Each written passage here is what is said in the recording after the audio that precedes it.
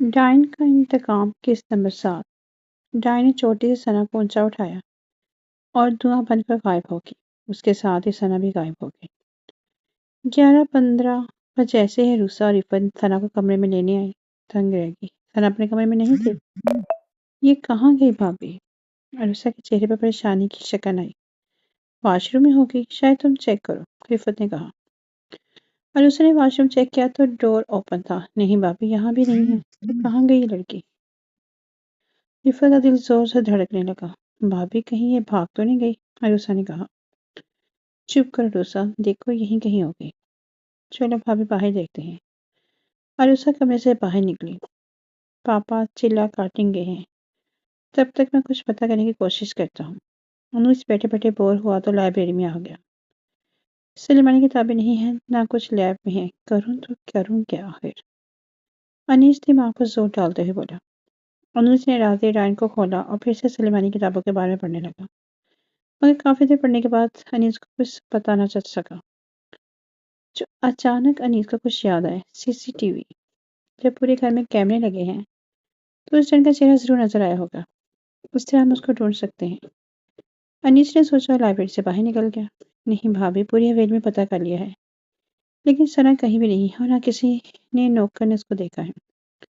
ثاقب نے کمرے میں داخل ہوتے ہوئے بتایا۔ تو پھر کہاں جا سکتی ہے لڑکی؟ انور جی، عفت آنسو صاف کرتے ہوئے انور سے بولی، کہیں اسے پتہ تو نہیں چل گیا کہ الیان پر ایک ڈائن کا سایہ ہے؟ 11:25 ہو گئے ہیں اور ثنا لاپتہ ہے۔ ہمیں کسی بھی طرح الیان کی شادی کروانی ہے، ورنہ اس ڈائن کا سایہ ہمارے الیان سے کبھی نہیں جائے گا۔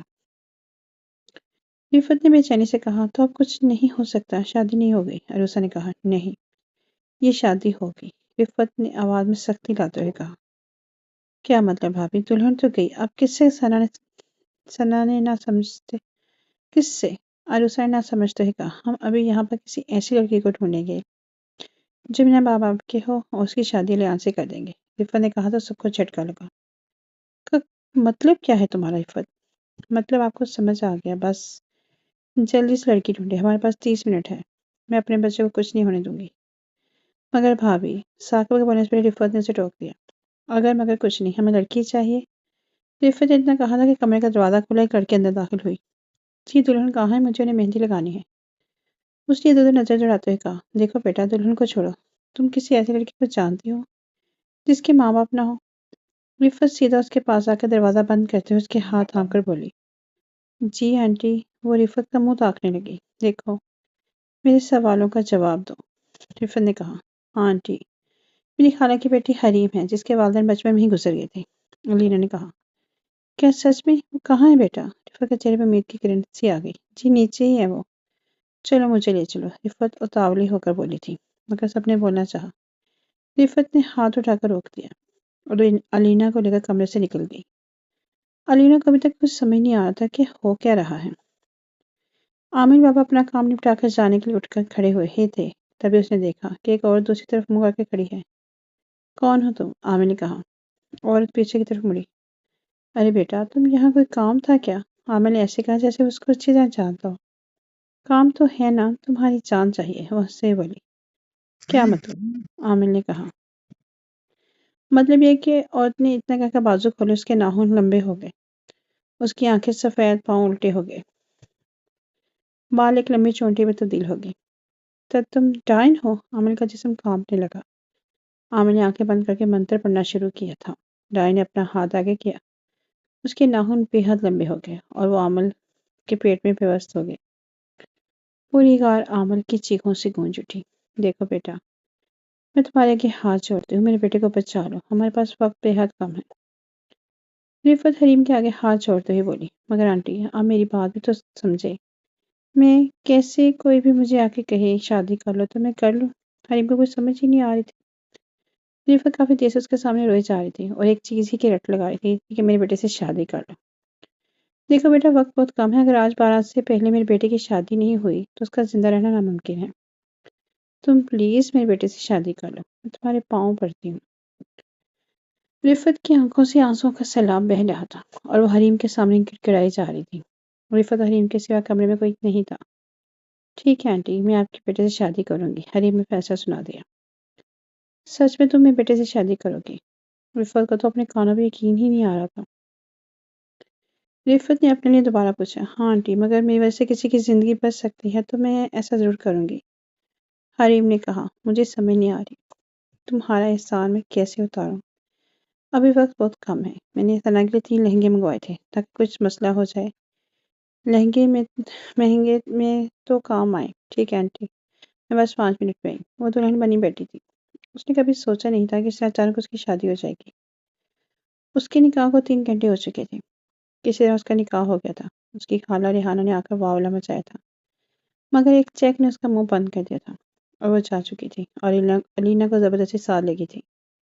نکاح کے وقت علینا کو کچھ بولنے کا موقع نہیں دیا گیا تھا اور وہ بہت کچھ جاننا چاہتا تھا کہ ثنا کی جگہ حریم، مگر عفت نے اسے نکاح کے لیے مجبور کر دیا تھا۔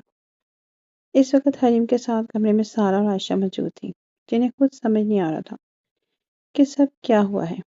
جی ہیلو، انیس اسپیکنگ۔ انیس نے کال ریسیو کرتے ہی کہا، دیکھیں مسٹر انیس، میں انسپیکٹر افتخار بول رہا ہوں۔ کیا میری حبیب سے بات ہو سکتی ہے؟ دوسری طرف سے آواز آئی۔ جی، میں ان کا بیٹا بول رہا ہوں، انیس قریشی۔ پاپا تو کسی کام کے لیے شہر سے باہر گئے ہوئے ہیں، انیس نے جواب دیا۔ جی، وہ کب تک آ جائیں گے؟ ہمیں ان سے کچھ ضروری کام تھا، افتخار صاحب نے پوچھا۔ جی پرسوں تک آ جائیں گے، خیریت ہے نا؟ انیس نے کہا، جی خیریت ہے، ہمارے پاس ایک ایسا کیس آیا ہے کہ ہم الجھ گئے ہیں، سوچا آپ کے ابو ایک سائنٹسٹ ہیں تو بات کر لیتے ہیں۔ جی ویسے سائنٹسٹ تو میں بھی ہوں، پاپا کی غیر موجودگی میں ہی سب سنبھالتا ہوں، آپ چاہیں تو مجھ سے ڈسکس کر سکتے ہیں۔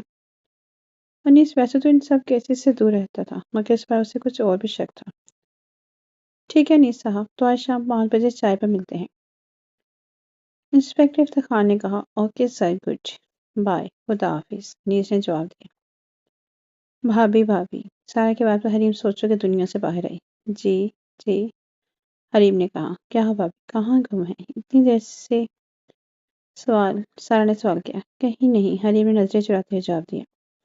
اوہو، اپنے دلہے جی کے انتظار میں کھو گئی، عائشہ نے شریف لہجے سے کہا۔ سارا نے عائشہ کو گھورا۔ سوچ رہی ہوں یہ سب کتنی جلدی ہو گیا نا؟ حریم نے یوں ہی کھوئے ہوئے لہجے میں کہا۔ ہاں بھابھی، یہ بات تو ہے، ایک لڑکی کے اتنے ارمان ہوتے ہیں، کتنی خواہشیں ہوتی ہیں نا، اور یہاں تو سب کچھ ایسے ہوا نا، کسی کی کچھ سمجھ ہی نہیں آیا۔ سارا نے ایک لمبا سانس لے کر کہا، ہاں بھابھی، پر آپ فکر نہ کریں، سب کچھ ٹھیک ہو جائے گا، اور آپ جس طرح چاہتی تھی اس طرح شادی بھی ہوگی۔ عائشہ حریم کو بازو میں سمیٹ کر دلاسا دیا۔ ہاں ضرور۔ حریم نے عائشہ کے کندھے پر سر رکھ دیا۔ اتنے میں کمرے کا ڈور کھلا اور رفت اندر داخل ہوئی۔ کیسی ہو حریم بیٹا؟ رفت نے عائشہ اور سارا کو اشارہ کیا، دونوں اٹھ کر کمرے سے باہر چلی گئی۔ رفت نے دروازہ بند کر دیا اور حریم کے پاس بیٹھ گئی۔ دیکھو حریم بیٹا، آج جو تم نے مجھ پہ احسان کیا نا، یہ میری زندگی بھر نہیں بھلا پاؤں گی۔ تم نے آج میری بیٹی کی جان بچائی۔